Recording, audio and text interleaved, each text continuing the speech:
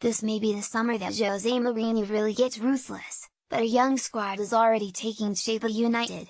Victor Valdez, Bastian Schweinsteiger, Wayne Rooney and Zlatan Ibrahimovic, have all departed on Mourinho's watch while skipper Michael Carrick is retiring at the end of the season.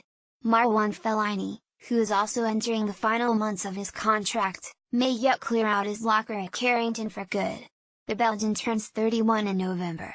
Mourinho's desire to keep Carrick at the club, in a coaching capacity, reflects how keen he is to maintain that link with the Ferguson era and tap into his vast experience. Michael as a person is more important than Michael as a player, he previously said ahead of revealing there was a chair for him on his bench if he wanted it. Carrick can yet take a seat on Mourinho's bench. The 36-year-old looks set to take up that offer, and even if he is more involved with the development of the club's youngsters, you can't put a price on that experience, particularly when leaders like Ibrahimovic and Rooney have left the club for good. Ibrahimovic and Rooney have had their critics, but one thing is for certain, they were well-respected figures within the dressing room and players youngsters looked up to. The players' teenage trialists were introduced to in a bid to convince him to join United. Carrick is in a similar league and has already acted as a key mentor for young Scott McTominay, who in barely a year has blossomed from a makeshift forward for the reserves into a starting midfielder against Liverpool with the eyes of the world on him. Not only has Carrick got 315 Premier League appearances under his belt, at 3 different clubs, but he is also a 5-time title winner. There is not a major honor in the club game he has not lifted. Is it any wonder that Mourinho has made signing a central midfielder a priority this summer despite Carrick's lack of game time this season? Valencia may yet succeed Carrick as skipper. Finding someone who can fill the veteran's boots on the field is hard enough, but appointing a skipper may not be a straightforward task for Mourinho, either. A year ago, Ander Herrera seemed destined to step up into the role. 6 months ago, Pogba was favourite to become skipper. Now, it would perhaps be a surprise if Mourinho did not go for the safe option and hand Valencia the armband on a permanent basis.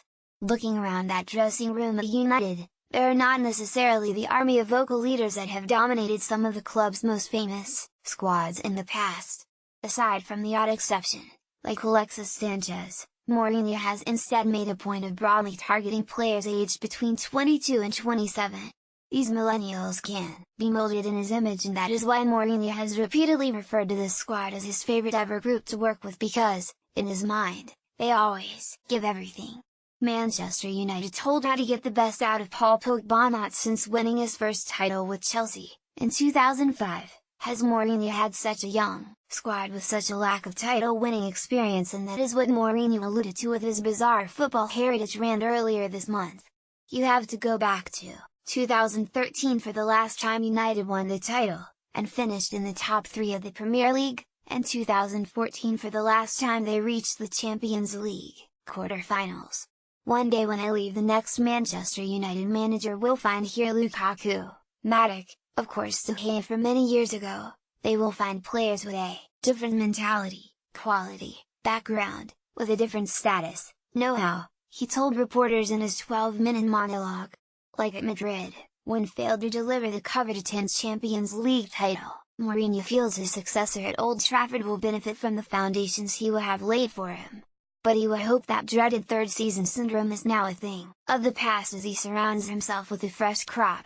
Get all the latest Manchester United news first with our new app. Download it here now.